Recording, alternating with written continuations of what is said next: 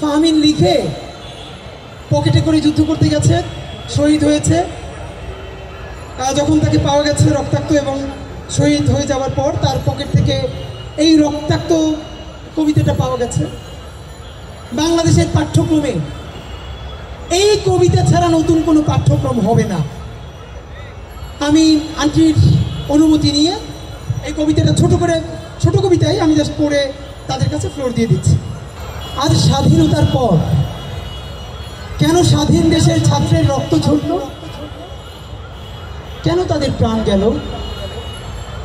কেমন স্বাধীনতা পেলাম? যে কথা বলবার স্বাধীনতা নাই, কেমন স্বাধীনতা পেলাম? যেখানে আন্দোলনে গুলি ছোড়ে, স্বাধীনতার মূল্য কোথায়? পরাধীন রাষ্ট্রে ভাই রফিক জব্বারের রক্ত, স্বাধীন রাষ্ট্রে ভাই সাইদ রাফির রক্ত, তাহলে কি স্বাধীনতা পাইনি? স্বাধীনতা পেলাম তো রক্ত কেন দিলাম?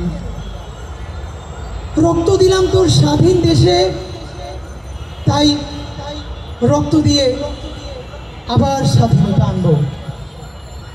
আমার ভাইয়ের এই কবিতার এই সর্বশেষের লাইনে আমরা বলতে চাই, 2000 শহীদের পরে যদি আরো 20,000 শহীদ বাংলাদেশে দরকার হয় নতুন ইনসাফের বাংলাদেশ বিনির্মাণ করার জন্য, সেই শহীদদের তালিকায় আমাদের নামটা যাবেই যাবে ইনশাআল্লাহ।